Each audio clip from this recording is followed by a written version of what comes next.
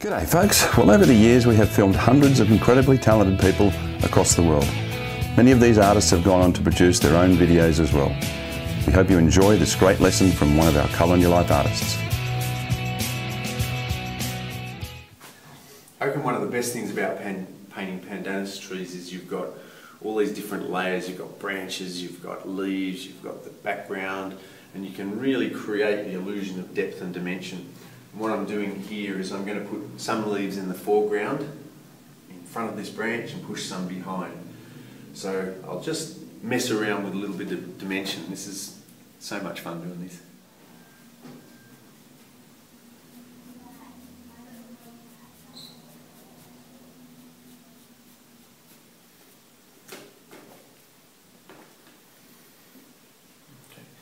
What I'm doing here is I'm creating the illusion of volume in this branch.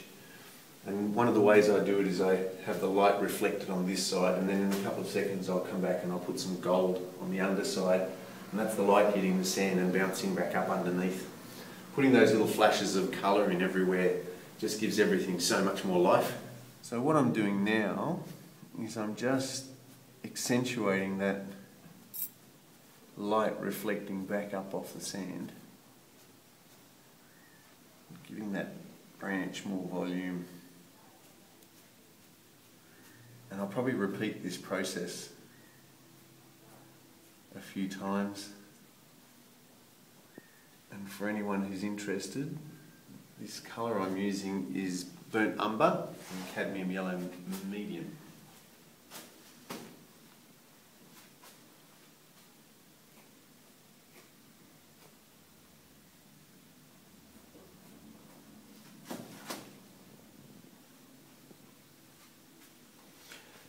You can see here now, this leaf is now behind that tree.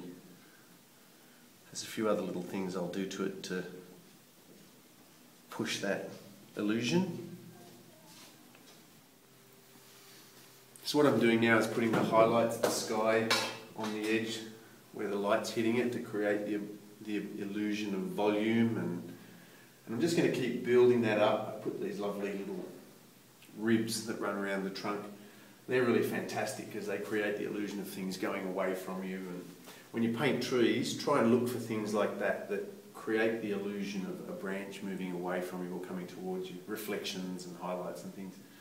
When I've done that, I'll come back and I'll put highlights on these trunks here, and the whole thing will just go pow. So what I've done is I've shaped all the trees. I've just started to put the highlights on there. I've just put these leaves in front so you get a real sense of some of these leaves being on the other side and just playing with that dimension. So I'll let that dry, re-establish the highlights, and then come back and work over the leaves again. Just pushing up these highlights here. I'll let that dry and come back over it with pure white. Because white's a little bit transparent, even if you put pure white over something, the colour underneath shows through it a little bit. So I quite like the idea of putting white over the top and just letting a hint of the colour underneath show through.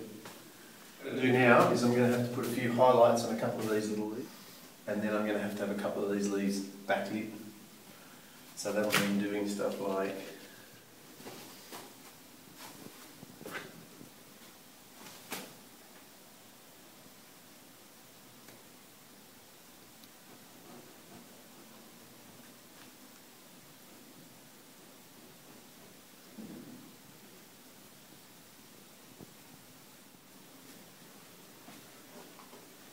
we're on the closing, what is it, the final straight now? Just about finished. A little bit more work to go on this, but hopefully this has been useful, seeing how you can build up the intensity and the highlights and create the illusion of depth using tone and shade.